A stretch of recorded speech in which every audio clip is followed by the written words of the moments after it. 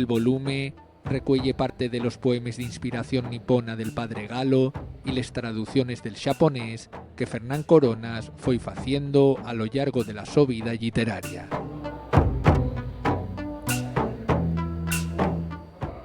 Este libro é el primer número de la colección Fernán Coronas de la editorial Trave, en el que lo que faigo é editar 35 traducciones del xaponés al asturiano e 15 poemes propios no asturiano, pero de inspiración xaponesa, sea pola temática ou pola métrica, del autor Fernán Coronas, ¿no? Y este libro El tiempo é el resultado dun proxecto que é iniciativa de la Fundación Fernán Coronas en colaboración con la Universidad de Uvieu, dirixido por el profesor Xulio Viejo, en el que nos dedicamos durante casi 4 años a digitalizar, clasificar y publicar ya desde febrero del año 2024 pues una biblioteca digital en la que atropamos lo más de lo que se conserva del fondo documental del padre Galo, al rodio de unos 28.000 manuscritos.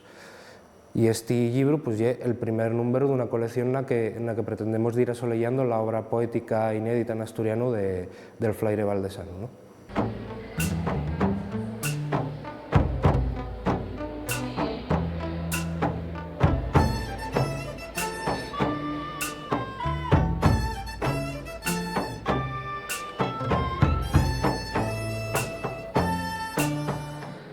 Fernán Coronas es uno de los autores clave de la historia de la literatura, de la lengua y de la cultura asturiana, pese a que realmente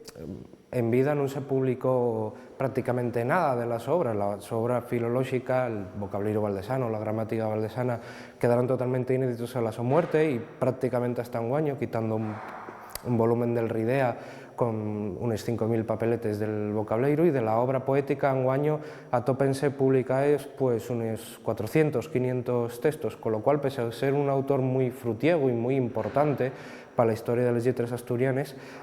continúa el proceso de recuperación de las obras, para la que el proyecto Fernán Coronas y este proyecto de ediciones pues supone una iniciativa muy importante para llevar a la sociedad la obra de un autor que podía verse perfectamente como el primer poeta contemporáneo o el primer poeta moderno en nuestra lengua, ¿no?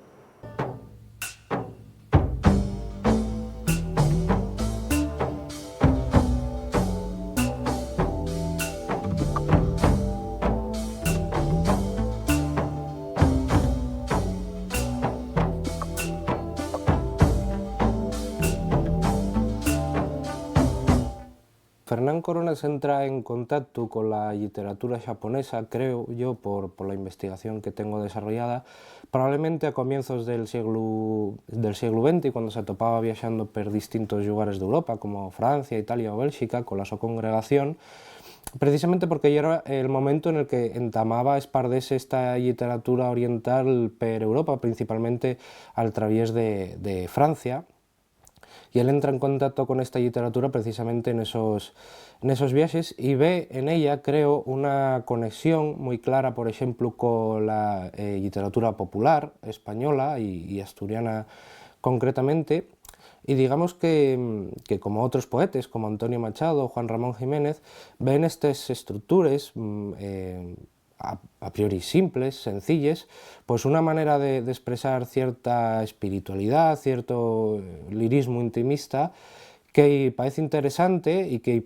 es realmente innovador para la literatura occidental en aquel momento, ¿no?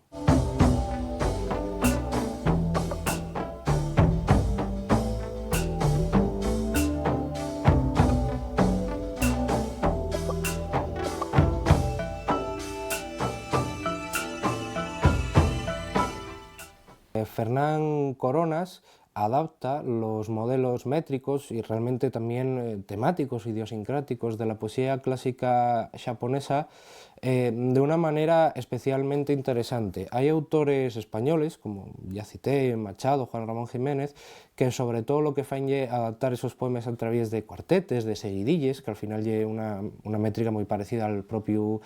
haiku, pero Fernán Coronas yo creo que va más allá, a través de la traducción emplea estas estructures, pero también utiliza el propio haiku, la tanka, que es otra tipo de estrofa japonesa,